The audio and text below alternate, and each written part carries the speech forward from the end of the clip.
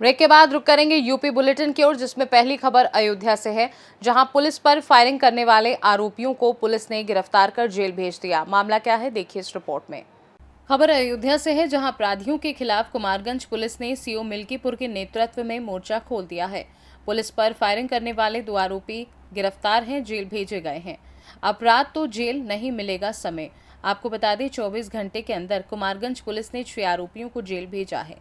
क्षेत्र अधिकारी मिल्कीपुर श्रेयस त्रिपाठी के नेतृत्व में कुमारगंज पुलिस ने आरोपियों पर कार्यवाही की। रोहन सिंह पुत्र राजेंद्र सिंह निवासी बैसिया अंजरौली थाना खंडासा व उसके साथी सौरभ सिंह पुत्र जितेंद्र बहादुर सिंह निवासी हरदोइया मोड़ थाना कुमारगंज को पुलिस ने गिरफ्तार किया। बेनीदत का पूर्वा के सामने नहर की पुलिया के पास बनी झोपड़ी के अंदर से गिरफ्तार किया है। बता दें, गिरफ्तार आरोपियों के पास से 2 देसी तमंचा, 12 बोर व 1 खोखा कारतूस और 2 जिंदा कारतूस बरामद किए हैं। रोशन सिंह की गिरफ्तारी क्षेत्र में बनी चर्चा का विषय, पुलिस की हो रही चारों तरफ तारीफ। अयोध्या से सी न्यूज संवाददाता राहुल पांडे की रिपोर्ट। बलिया पुलिस ने बड़ी तेजी दिखाते हुए एक नाबालिग बच्ची को अगवा होने से बचा लिया। मामला क्या है, देखिए। बलिया शहर कोतवाली पुलिस ने बड़ी तेजी दिखाते हुए एक नाबालिग बच्ची को अगवा होने से बचा लिया। एम्बेसडर कार में बच्ची को जबरन बैठाकर फरार होने की कोशिश कर रहे युवक को पुलिस ने धर दबोचा। घटना के वक्त कुछ स्थानीय लोगों को युवक की हरकतें संदिग्ध लगी। उन्होंने तुरंत कोतवाली पुलिस को सूचना दी। पुलिस ने बिना देरी किए चारों ओर नाकेबंदी की और आरोपी को कार समेत पकड़ लिया। बच्ची को सुरक्षित बरामद कर लिया गया और उसकी मां की तहरीर पर आरोपी के खिलाफ अपहरण का मुकदमा दर्ज कर लिया है। पुलिस सब आरोपी से पूछताछ कर रही है कि वह बच्ची को कहां और क्यों ले जा रहा था। क्षेत्र अधिकारी नगर श्यामकांत ने बताया, कोतवाली पुलिस ने सतर्कता और त्वरित कार्यवाही से बच्ची को सुरक्षित बचा लिया। आरोपी पर कड़ी कानूनी कार्यवाही होगी। आज दिनांक 26/3/25 को रात्रि करीब 9:30 बजे जनपद बलिया के कोतवाली थाना क्षेत्र के अंतर्गत एक व्यक्ति द्वारा 14 वर्षीय बालिका को बहला फुसलाकर ले जाया जा रहा था। तभी स्थानीय लोगों के सहयोग से पुलिस द्वारा बालिका को सकुशल बरामद कर लिया गया। पीड़िता की मां द्वारा दिए गए प्रार्थना पत्र पर सुसंगत धाराओं में मुकदमा पंजीकृत किया जा रहा है। अन्य आवश्यक विधिक कार्रवाइयां अमल में लाई जा रही हैं। बलिया से सी न्यूज संवाददाता राजू गुप्ता की रिपोर्ट। बरेली में सपा सांसद रामजी लाल सुमन द्वारा की गई अपमानजनक टिप्पणी के विरोध में अखिल भारतीय क्षत्रिय महासभा ने सांसद का पुतला दहन किया और जिलाधिकारी के माध्यम से राष्ट्रपति को ज्ञापन भेजा। देखिए ये रिपोर्ट। बरेली में समाजवादी पार्टी के राज्यसभा सांसद रामजी लाल सुमन द्वारा मेवाड़ के महान योद्धा महाराणा सांगा के खिलाफ की गई अपमानजनक टिप्पणी ने देश भर में हंगामा खड़ा कर दिया है। इस विवादित बयान के विरोध में बरेली में अखिल भारतीय क्षत्रिय महासभा ने तीखा रुख अपनाते हुए कलेक्ट्रेट गेट के सामने सांसद रामजी लाल का पुतला दहन किया और जिलाधिकारी के माध्यम से राष्ट्रपति को ज्ञापन भेजा।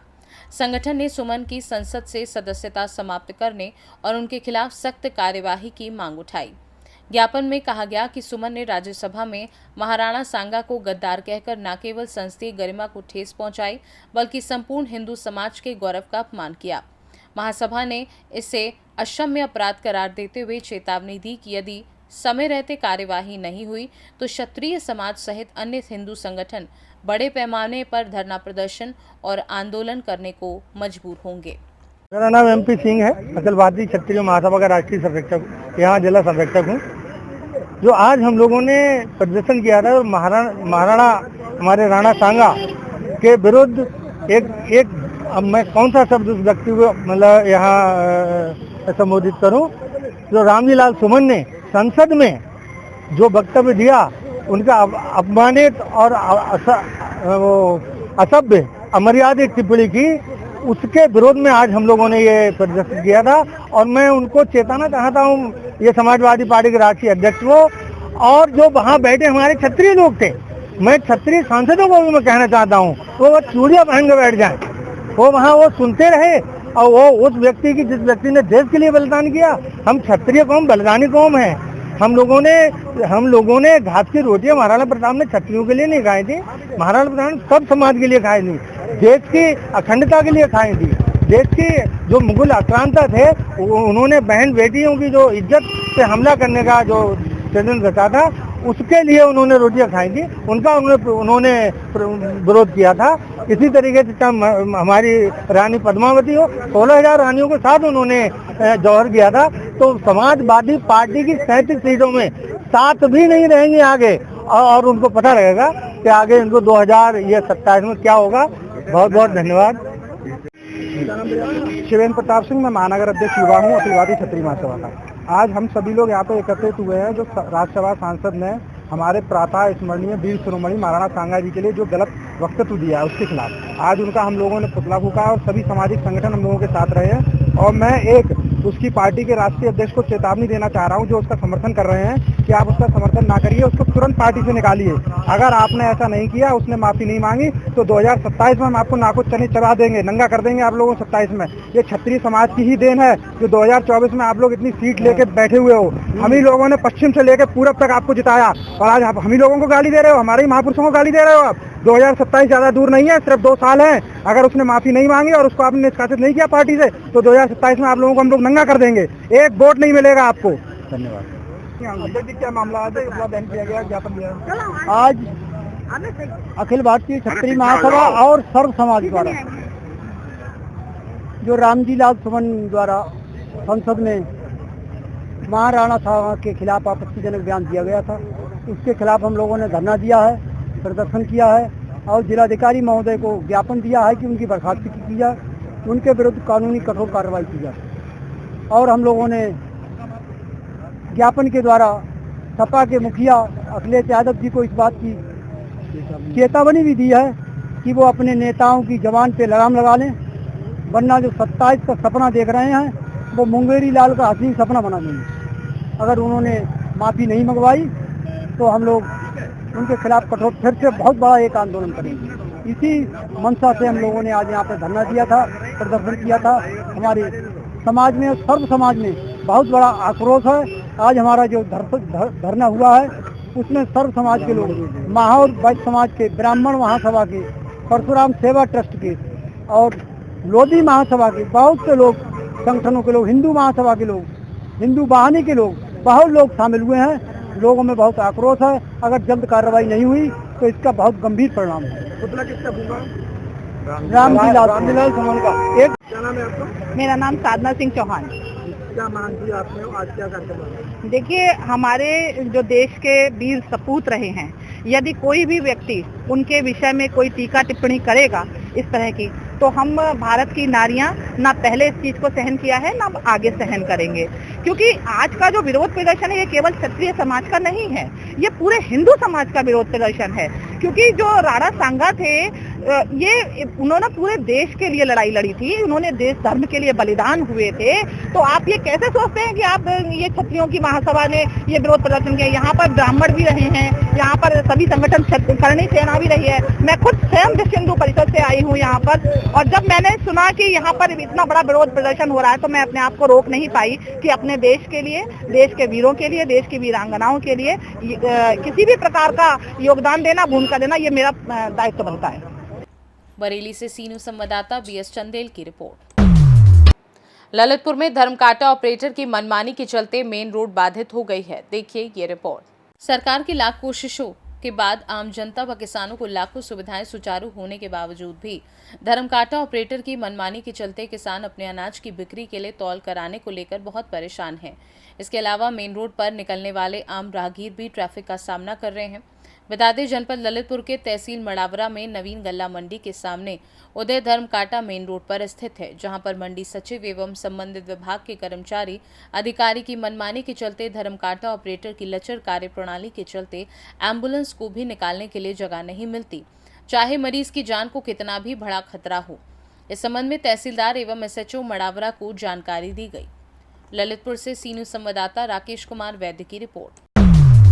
शाहजहांपुर में पुलिस अधीक्षक द्वारा थाना रोजा क्षेत्र के ग्राम मानपुर चचरी में घटित घटनास्थल का निरीक्षण किया गया। देखिए ये रिपोर्ट। आज राजेश द्विवेदी पुलिस अधीक्षक शाहजहांपुर द्वारा थाना रोजा क्षेत्र के ग्राम मानपुर चचरी में घटित घटनास्थल का निरीक्षण किया गया। इस निरीक्षण के दौरान उपस्थित संबंधित अधिकारीगण को आवश्यक दिशा निर्देश जारी किए। पुलिस अधीक्षक द्वारा घटनास्थल पर त्वरित कार्यवाही के लिए स्थानीय पुलिस अधिकारियों को निर्देशित किया गया। साथ ही उन्होंने यह भी सुनिश्चित किया कि मौके पर सभी आवश्यक कानूनी कार्यवाही और जांच की प्रक्रिया शीघ्रता से पूरी की जाए। उन्होंने स्थानीय निवासियों से भी घटना की जानकारी ली और उनके द्वारा दी गई सूचनाओं के आधार पर उचित कार्यवाही करने का आश्वासन दिया। इस निरीक्षण के दौरान पुलिस अधीक्षक के साथ अन्य वरिष्ठ पुलिस अधीक्षक अधिकारी भी उपस्थित थे। क्या घटना घटी है? थाना रोजा में गांव पड़ता है ये। इसमें सूचना मिली है कि एक 36 वर्षीय व्यक्ति है, इसके द्वारा किसी पारिवारिक मानसिक दबाव में आकर के रात्रि में किसी टाइम अपने 4 अबोध बच्चों की हत्या कर दी गई है और स्वयं वो फांसी से लटक गया है। घटनास्थल पर पुलिस आ गई, साक्ष्य एकत्र कर रही है और विधिक कार्रवाई की जा रही है। बच्चों को सर क्या धारदार हथियार वगैरह किसी से कुछ? हाँ, ऐसा ही दिख रहा है कि धारदार हथियार का प्रयोग किया गया है। हथियार भी बरामद कर लिया गया है। शाहजहांपुर से सी न्यूज संवाददाता महेश द्विवेदी की रिपोर्ट। सुल्तानपुर में पूर्व बीडीसी के आवास पर हो रही 7 दिवसीय भागवत कथा का समापन हो गया है। देखिए ये रिपोर्ट। सुल्तानपुर लंबुआ क्षेत्र में स्थित जमखुरी गांव में पूर्व बीडीसी राजेश सिंह के आवास पर हो रही 7 दिवसीय श्रीमद् भागवत कथा का समापन हो गया। हवन पूजन के बाद हजारों भक्तों ने प्रसाद ग्रहण किया। समापन के दिन पूर्व मंत्री विधायक विनोद सिंह ने पहुंचकर महाराज जी का आशीर्वाद लिया और प्रसाद ग्रहण किया। कथा व्यास राजवत्सल ठाकुर ने महाराज ने आए हुए सभी अतिथियों को आशीर्वचन प्रदान किया और कहा कि श्रीमद् भागवत कथा जिस स्थान पर कराई जाती है वह स्थान तो पवित्र हो ही जाता है, मनुष्य का मन भी पवित्र हो जाता है और उसके जीवन में शांति मिलती है तथा लोगों की सेवा करने की भावना भी जागृत होती है। उन्होंने भक्तों को श्रीमद् भागवत कथा में विभिन्न धार्मिक प्रसंग सुनाए। साथ ही भजनों की प्रस्तुति से भक्तगण आत्मविभोर होकर झूम उठे। इस कथा में बड़ी संख्या में महिला पुरुषों भक्तों ने आनंद उठाया। उन्होंने सुंदर समाज निर्माण के लिए गीता से कई उपदेश के माध्यम अपने को उस अनुरूप आचरण करने को कहा जो काम प्रेम के माध्यम से संभव है वह हिंसा से संभव नहीं हो सकता। विशाल भंडारे में दूर दूर से भक्तगण आकर प्रसाद ग्रहण किए। देर शाम तक प्रसाद वितरण का कार्य चलता रहा।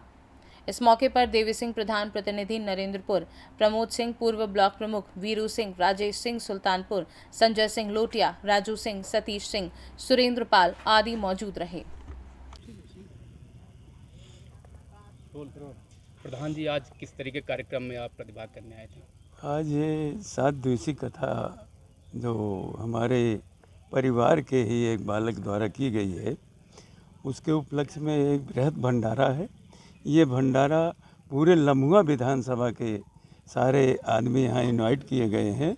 हम लोग ये आशा करते हैं कि ये भंडारा बहुत बृहद होगा और ये क्षेत्र पादरी पंडितों जी का क्षेत्र है जो कोड़रे के नाम से मशहूर है, इसलिए वो हमारे समाज के मार्गदर्शक हैं। हम लोग उनसे निवेदन किए थे कि अधिक से अधिक संख्या में इस भंडारे में उपस्थित होकर प्रसाद लेने का काम करें, क्योंकि जो व्यासपीठ पर विराजमान थे वो भाई राजेश सिंह के बड़े पुत्र थे। यहाँ क्षेत्र में इतना उत्साह है, इतना खुशी है, जो इनके कथा का रसपान करके गया है। लम्हुआ के चौराहे पर चर्चा कर रहे हैं कि बहुत न्यायपूर्वक, बहुत विधिवत ये कथा कह रहे हैं। इनकी आगामी कथा शायद है कि गारापुर में होगी, वहाँ भी काफ़ी भीड़ होगी। महाराज जी, ये जो कथा चली कितनी दिवसीय रही है? ये श्रीमद् भागवत महापुराण साप्ताहिक ज्ञान यज्ञ था, 7 दिनों की कथा थी। और आए हुए जो कथा में रसपान करने भक्त आ रहे हैं उनके लिए आपके क्या संदेश है? जी, बस यही संदेश है कि जीवन में कोई भी काम करो भक्ति पूर्वक करो, भगवान को समर्पित करते हुए करो। कृष्ण गोविंद गोपाल गाते रहो, काम करते रहो, नाम जपते रहो। हाँ, महाब्रह्म पूज है आज, जी कैसे देखते हैं आज महाब्रह्म? बस यही है कि जितने श्रद्धालु कथा श्रवण करने आए सब तन मन धन से भगवान की सेवा में समर्पित रहे और आज भी सब लगे हैं। महाराज जी, कितने वर्ष हो गए आपको कथा कहते हुए? जी, 2019 से कोविड के पहले से ही कथा चल रही है। और आपके कुछ शिष्य हैं, उनके लिए आपका क्या संदेश है आपके साथ? शिष्य क्या, बस मैं तो शिष्य बनाता नहीं हूँ, लेकिन बस यही है कि सब एक मित्रवत भगवान की भक्ति करें, सब एक समान है। यहाँ के जो ग्रामवासी गण है या क्षेत्रवासी हैं जी, और आप देखा जाए तो लम्हुआ विधानसभा के जमखुरी निवासी भी हैं, और क्या संदेश देंगे ग्रामवासियों के लिए आप? वही संदेश जो बस कोई भी कार्य करें, मैंने आपको बताया कि भगवान के प्रति निवेदित करके कहें। कोई भी जीवन में काम करें वो भगवान के लिए करें, तब जीवन सार्थक होगा। आज आपके पिता और माता दोनों यहाँ पे जैसे उपस्थित हैं और कथा आप कथा कह रहे थे जी। और आपके माता पिता आपकी कथा को सुन रहे थे बाखूबी, कैसे देख रहे हैं? देखिए, व्यासपीठ से तो ना तो कोई माता है ना पिता है, सब भगवान के भक्त हैं, वैष्णववृंद हैं। तो व्यासपीठ से नीचे आने के बाद सारा सांसारिक रिश्ता और व्यासपीठ से सब एक। सुल्तानपुर से सी न्यूज़ संवाददाता वाजिद हुसैन की रिपोर्ट। फिलहाल के लिए यूपी बुलेटिन में बस इतना ही। देश दुनिया की बाकी खबरों को जानने के लिए आप देखते रहिए सी न्यूज़ भारत।